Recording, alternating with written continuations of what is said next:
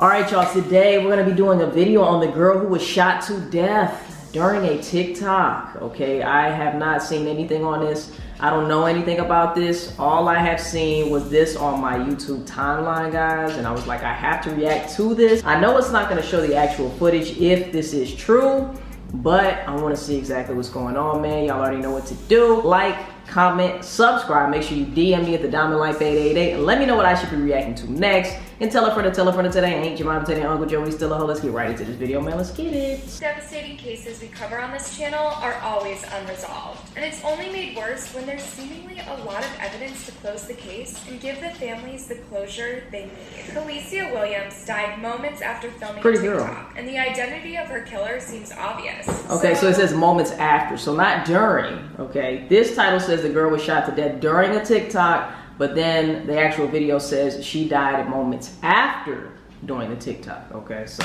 why does something about this case feel so she's off? so young why does it too. feel like someone isn't telling the I know she's under 18. Well, she looks like she's under 18. truth. This is the case of the TikToker who was Khalesia. murdered right after her final video. Rest in peace. Khalesia Williams was born on July 22nd, 2004 and raised in Atlanta, Georgia. She was super close to her family and had a lot of close friends who nicknamed her Pinky.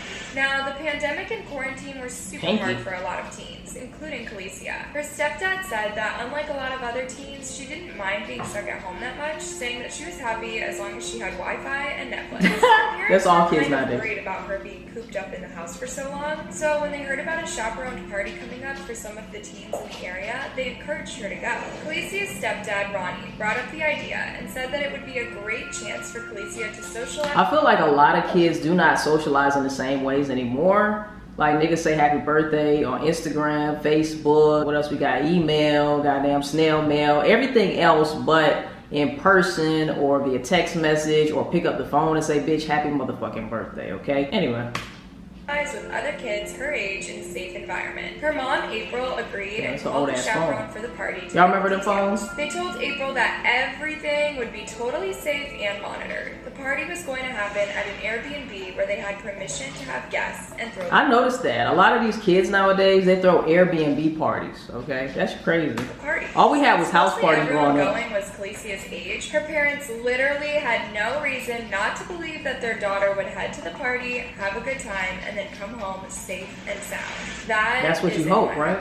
The party was to take place on December 26th, 2020, the day after Christmas. The holiday spirit had everyone in a great mood. So this was last year. Khalesia was just excited to get out and have some fun with her friends. She got all dressed up and was picked up by the chaperone, unaware that when she went out the door that day, it was the last time she'd see her home and her family. From the get-go, the whole situation was kind of off. It turned out there was no Airbnb, and the party was gathering at the Hyatt Regency Atlanta Hotel in Atlanta. Pretty weird thing to lie about, right? There's a lot of rumors as to why this was the case, ranging from the chaperone wanting to make sure that Khalesia's family couldn't find her, to a simple booking error that lost them the Airbnb. The chaperone had sponsored a stay for children at the hotel, which is basically when an adult pays for a room for a minor to stay in by themselves. This is also pretty weird since that's the kind of thing reserved for homeless teens or minors traveling alone. The chaperone was supposed to be there the whole time. Why not just book a room normally? Anyways, the point is that things were already off to a bad start, and the night would only get worse. There wasn't a lot of info about what happened at the party, how many people were there, or even if the chaperone was there the whole time. This is giving me Kanika Jenkins vibe, yo. There was one important detail, though, that happened at around midnight. Khalesia loved TikTok and dancing, so she opened up her phone and decided to make a couple of videos while she was at the party. There are still 2 available to see on her account, but the one we're about to talk about got deleted a while ago. You guys saw that at the end, right? It looks like while she was dancing, something started Khalesia enough that she decided to turn the camera off. In a normal situation, I'd assume that she just got shy or embarrassed that someone saw her making a TikTok. It looked like her mama came in the room or something like that. And was trying to look like she wasn't doing anything. Except, just Just a few minutes after the video was posted, gunshots could be heard coming from Kalicia's room. What?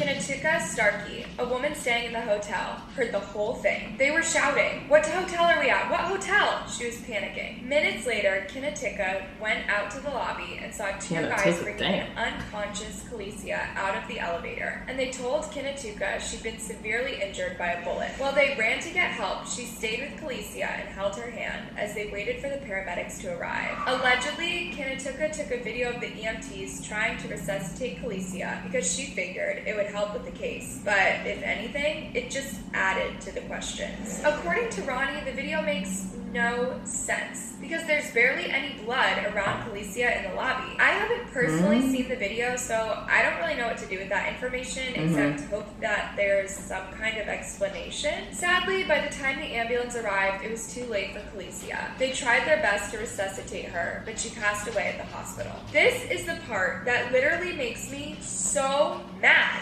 No one thought to call Kalicia's parents to tell them what happened for 8 hours after the incident. All that time, they believed their daughter was safely having fun with her friends at a party, not bleeding out in some hotel room. Of course, they were horrified and heartbroken when they eventually got the news, and angry. They couldn't. So I thought, don't they contact the child's parents?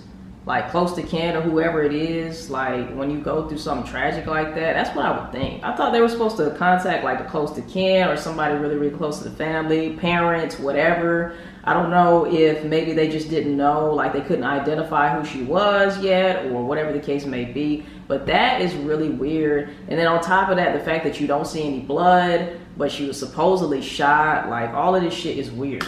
Understand how this happened. What was their daughter doing at a hotel? Why were there people there with firearms? Why would someone do this? Those are all questions Kalicia's family still doesn't have the answers to. I'm telling y'all. And that isn't all of them either. The way people have acted in this case has made everyone super suspicious of what happened in the hotel room. For one, why didn't anyone call Kalicia's parents? People at the party knew what had happened, the police knew, and the hotel had to have known. Right. Did no one take a second and think, hey, maybe we should tell Kalicia's parents their daughter has literally died? Right. There are a few conflicting reports, but from what I can tell, her parents eventually got the news from the chaperone, who is the mother of one of the boys. 8 hours later. Kalicia's parents never had a reason to suspect something awful would happen to their daughter in her care, as she'd chaperoned house parties before. And then I'm thinking too, the parents didn't find out until 8 hours later. This party happened at night. So me just being a parent, I would think that I would have some type of contact with my child within that 8 hours, right? I don't know, this whole situation is weird. I don't know what's going on with it. This sounds like another Kanika Jenkins situation, guys, where things are not adding up. I don't know if niggas is trying to get organs from people. I don't know what the hell's going on here, but this is just weird, okay? I don't know if this was just a kidnapping. I don't know, guys.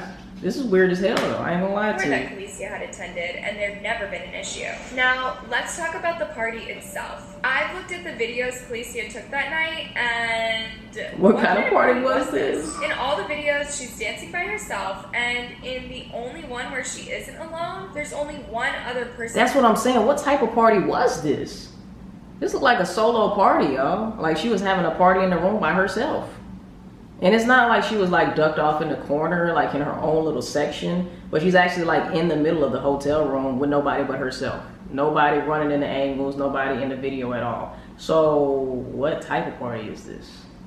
There. Where the heck was everyone else? The next thing I have to wonder is about what happened at the end of the last video that scared Kalicia so much. Now knowing what happened to her, like 20 minutes later, all I can think is that someone came into the room that she didn't expect or want to see. What do you guys think? If she got into a verbal altercation pretty much straight after, it would make sense, right? I don't know, you guys. All I know is that looking at this clip is really tough, knowing that this was the last time she was seen alive.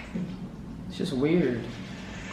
So naturally, after the news broke about Calicia's murder, things went nuts. Social media was flooded with tributes to the teen, and as details of the night started to spread, more and more people wanted to know what happened that night. What we do know is that more than likely, Calicia's killer has been caught. A boy the same age as her was arrested at the scene and charged with her murder. Reports say the two were acquaintances, so they didn't know each other super well. Now, I don't know if this is related to Calicia or if he did something to somebody else that night, but one of his charges implies that he may have violated someone. And get this, because the alleged killer is under 18, his name can't be released to the media until he goes to trial. Does that feel weird to you guys too, or is it just me? Like, this is literally kids hurting teens. It's heartbreaking. Despite the fact that a suspect was arrested at the scene, Calicia's family is unhappy with the investigation for several reasons. They're especially mad that the chaperone hasn't been charged with anything when she was the one that allowed the situation to take place. She was responsible for getting the hotel room for these minors.